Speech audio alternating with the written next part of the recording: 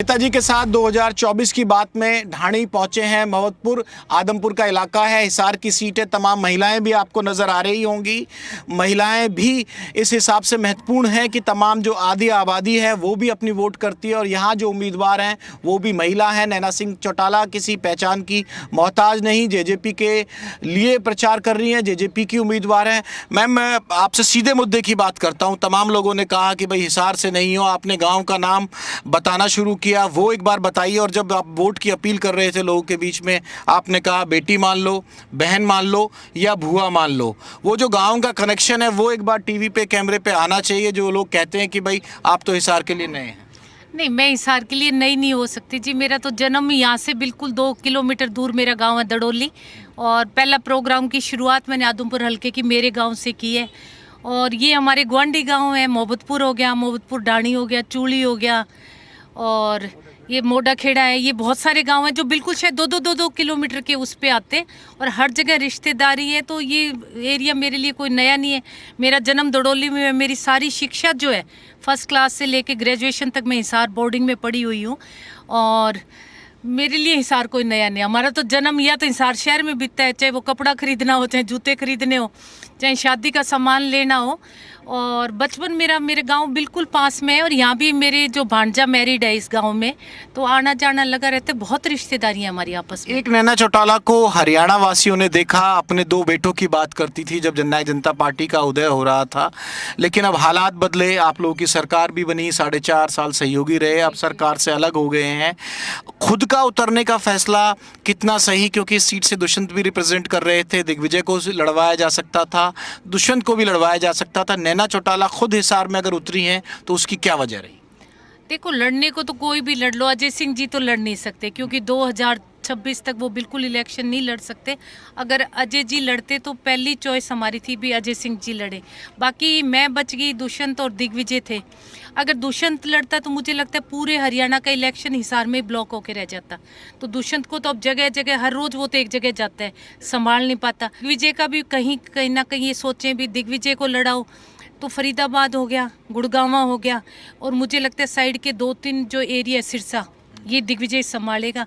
बात आके मेरे पे अटकी तो आज तक हिसार के इतिहास में कभी भी किसी महिला को टिकट नहीं दी किसी भी पार्टी ने, ये ऑन रिकॉर्ड है।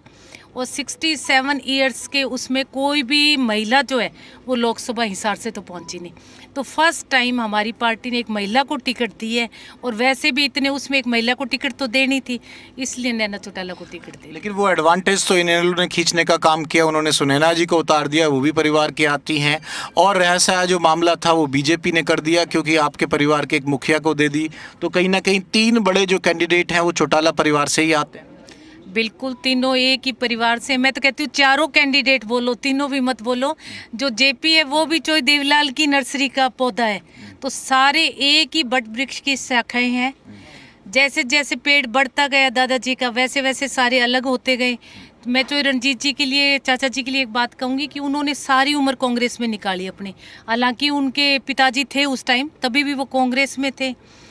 मैंने तो उनको अब देखा है कि वो निर्दलीय इलेक्शन लड़ा उन्होंने, मेरे साथ विधायक हैं वहाँ, और उसके बाद अब वो बीजेपी में आ गए।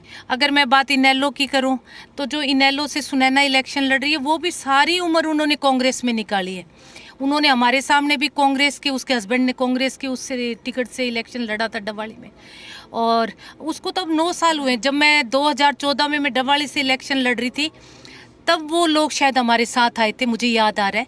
उससे पहले कट्टर कांग्रेसी थे, और वो लोग, मैं कहती हूँ बार बार कहते कि हम विरासत को आगे लेके जाएंगे। ठीक है, लोग मुझे कहते हैं कि चोई रणजीत जी जो है वो चोई देवीलाल का फोटो क्यों लगाते हैं। मैंने कहा उनको अधिकार है, उनका बेटा है, वो सारी उम्र लगा सकते हैं, दूसरे लोग भी लगाएंगे चोई देवीलाल का तो नाम ले लेके। तो ऐसे परिवार सबका पीछे से ब्रांच एक है, रूट्स जो है, फिर सबकी अलग अलग शाखाएं होगी, सबकी अलग अलग पार्टियां होगी, सबकी विचारधारा अलग अलग होगी। तो इसमें कोई मैटर नहीं करता कि हम एक परिवार के हैं, सबकी पार्टियां अलग अलग। देवीलाल जी के नाम से या उसकी विचारधारा के वोट हैं, आप अपना दावा कीजिए कि क्यों आपको लगता है कि सबसे ज़्यादा ताऊ देवीलाल के नाम की जो वोट है नैना चौटाला जी को मिलेगी?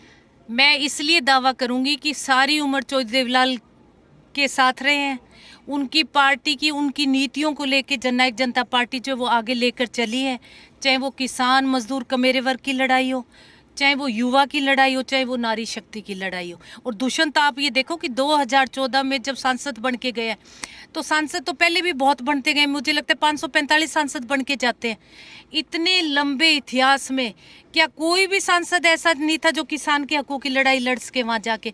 सिर्फ एक दुष्यंत चौटाला ही क्यों? क्योंकि उसके अंदर चौधरी देवीलाल का खून है और उसके अंदर किसानी है। तभी वो ट्रैक्टर लेके उसने आवाज़ उठाई है संसद में, किसानों के हकों की। नहीं मानी तो सीधा ट्रैक्टर लेके गया और उसका टैक्स माफ़ करवा के लाया कि नहीं लाया? लेके आया वो। ये चीज़ें हैं क्रेडिट में, आपने कई चीज़ें गुनवाई, आपने जो डिपो हैं उनकी बात की, महिला सरपंचों की बात की, वो हमने तमाम रिकॉर्ड हो लिए। लेकिन 2019 के बाद जेजेपी को लेके, दुष्यंत को लेके, अजय सिंह चौटाला परिवार को लेके एक भावना खास तौर से हरियाणा में पनपी कि जो यमुना पार करने वाले थे वो साथ बन के यार बन गए। और कांग्रेस इसे बुनाती है, चाहे भूपेंद्र सिंह हुड्डा हो, दीपेंद्र हुड्डा हो, उनके हर नारे में ये होता है कि भाई यमुना पार करने वाले यार बन गए, सत्ता के सुख भोगा। और ये जो गठबंधन तोड़ा है ये भी मिली भगत से तोड़ा है ये लोग एक ही, ए टीम है बी टीम है। विनोद जी, सत्ता का कोई सुख नहीं भोगा, लोगों को मतलब आम पब्लिक के हकों के लिए 4.5 साल चले। आप ये सोचो कि पहले भी बीजेपी का राज रहा है ना 5 साल, उस 5 साल में ये क्यों नहीं किसानों के लिए एमएसपी लेके आए? इस 4.5 साल में जब हम लोग साथ आए तो दुष्यंत ने विधानसभा में ये किसानों की आवाज़ उठा के 14 फसलों पे, आप पूरे आसपास के कोई भी स्टेट उठा काम के के डिनाई नहीं कर रहा आपका, मेरा सवाल सीधा ये था कि जो कांग्रेस कहती है जनता के बीच जाती है कि नहीं ये कहती भी है, और एक ये कहा जाता है, एक परसेप्शन बन गया कि जो वोट बैंक था, जो जेजेपी का एक चार्म था, दुष्यंत का जो चार्म था, वो 2019 में एक फैसले के बाद उनसे दूर होता चला गया।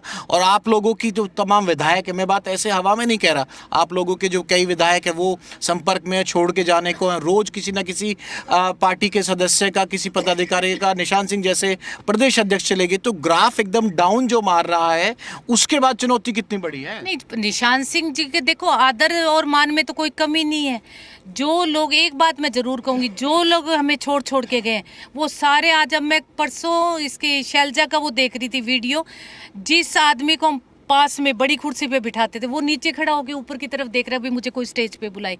जो लोग हमें छोड़ के गए ये सारे ऐसे रह जाएंगे, एक दिन वो भी आएंगे, यही लोग लाइन में लग के वापिस आने की कोशिश करेंगे। तो कुछ नहीं, वो लोग हैं जिनका पेट पूरा भर गया, जिन्होंने 5-25 कमा लिए, हमारे जो खुद के वर्कर थे वो रह गए, और ऐसे लोग थे, ये लोग छोड़ के जा रहे हैं। इनसे मैंने अटल बिहारी वाजपेयी जी का एक भाषण सुना था, जो बड़ा उन्होंने, जब बहुत डाउन उसमें बीजेपी थी, तब उन्होंने एक बात कही थी कि लोग आएंगे लोग जाएंगे, लोगों का आना और जाना यूं ही चलता रहेगा, हम हैं, हम रहेंगे, जज्बा यूं ही चलती रहेगी। तो विचारधारा, वो जो डायलॉग लिया आपने अटल बिहारी से, लेकिन फिट कर दिया जेजेपी पे। तो जेजेपी पे करूंगी, मैं बीजेपी के क्यों गीत गाऊंगी? लेकिन लिया तो उनसे है ना। नहीं, देखो, आप मोटिवेशनल स्पीचेस क्यों पढ़ते हैं हम लोग? इसीलिए पढ़ते हैं ना, ताकि हमें अच्छी बातें उनकी। आप अटल बिहारी वाजपेयी जी के मैं बहुत भाषण सुनती हूँ, चाहे वो बीजेपी की लीडरशिप में थे, पर मुझे उनकी कई चीज़ें बहुत ज़्यादा अच्छी लगती है। मैं उनकी बुक्स भी पढ़ती हूँ, उनको सुनती भी हूँ। मैं सुषमा स्वराज जी को बहुत सुनती हूँ। एक मैम आखिरी सवाल, ये जो दावा है आप कीजिए, खुल के दावा कीजिए, क्योंकि एक बार मौका सबको मिलना चाहिए, बराबर का मिलना चाहिए। आपको क्यों लगता है कि आप लोगों की यहाँ से जीत हो सकती है? जो चर्चा है लोगों में, जो दावा है, वो कह रहे हैं कि ये मुकाबला तो बीजेपी वर्सेस कांग्रेस है, आप लोग रेस में नहीं है, वोट काटू हैं खाली। कोई वोट काटू नहीं है, ये दुष्प्रचार जो है वो कांग्रेस कर रही है। अब गांव में जाते हैं, अब मैं खुद की बताती हूँ, ये बहन जी मेरे साथ रहे, हम तारखा गांव में गए उचाने में, 3 आदमी, चौथा उनके साथ नहीं। जब बिल्कुल मैं भाषण देने लगी तो मेरे सामने खड़े हो गया, हमें बात करनी है का। मैंने कहा भैया नीचे आ जाओ। आप विरोध पे आ गए। अब मैं अभी उस दूसरे सवाल पे था, विरोध भी हो रहा है तो उसका भी जवाब दे दीजिए। विरोध तो मैं कह रही हूँ, मैंने कहा आप नीचे आ जाओ, तो बोले आप नीचे आओ। मैंने कहा आपने हमारे से पूछना है या मैंने आपसे पूछना है? तो कहते हमने आपसे पूछना है। मैंने कहा आपने मेरे से पूछना तो आप ऊपर आओ। वो मेरे पास बैठे हैं, देखो बैठ के, और क्या प्रश्न पूछने मेरे से। कहते एक बात बताओ, आप बीजेपी में क्यों गए? तो मैंने कहा तू भी एक बात बता, भी तू जजपा का है या कौन सी पार्टी का, फिर तो मैं तेरे को जवाब दूंगी।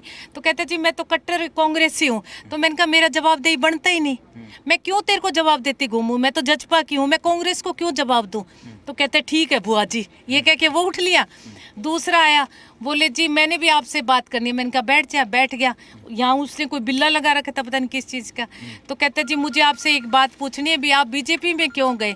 तो मैंने कहा पहले तू ये बता कौन सी पार्टी का है। तो कहते फिर जवाब दोगे? मैंने कहा बिल्कुल दूंगी, अगर तू जजपा का हुआ तो तुझे खुल के जवाब दो। तो कहते जी मैं तो इनेलो का आदमी हूँ। मैं किसी का आदमी नहीं हूँ, मैं मीडिया का आदमी हूँ, आप लोग बता दो। चलो मैं पूछता हूँ कि भाई आप बीजेपी के साथ क्यों गए, जो लोग पूछ रहे हैं आपसे। देखो, लोगों के कामों के लिए गए थे। चोई देवलाल जी हमेशा कहते थे कि राज से बाहर रह के आप कभी आम आदमी का भला नहीं कर सकते। आम आदमी के लिए हम राज में गए थे। 4.5 साल में आप फिर कहोगे कि 4.5 साल में अनेक लोगों के लिए ऐसे अब रिग्रेट है उसका, कोई नुकसान हुआ? कोई नुकसान नहीं, मैं कहूँगी हमें बिल्कुल नुकसान नहीं है, मुझे कोई मलाल नहीं है। हमने बहुत कुछ सीखा है। बिल्कुल किसानों से माफी मांगी आपने? मैंने बार बार लोग ये कहते हैं कि किसान आपसे नाराज है, तो मैंने कहा अगर हमारे से कहीं कोई गलती हुई है तो मुझे कोई माफी तो हम हमारे बच्चों से भी मांगते हैं। क्या बात होगी? घर में अगर बच्चा नाराज है तो उसको बार बार कहते हैं भी क्यों नाराज है, वो वैसे ही कहते तो कहते थे भाई सॉरी बेटा। तो क्या बात होगी? माफी मांगना कोई बुराई नहीं है। हमेशा फल वाला वृक्ष ही झुकता है और हम झुक के चलेंगे, हम मीठे बन के चलेंगे।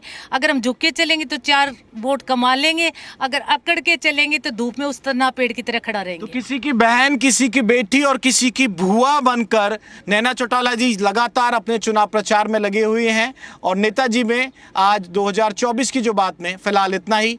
कैमरामैन राहुल निर्वाण के साथ विनोद लांबा, जी मीडिया, आदमपुर, हिसार।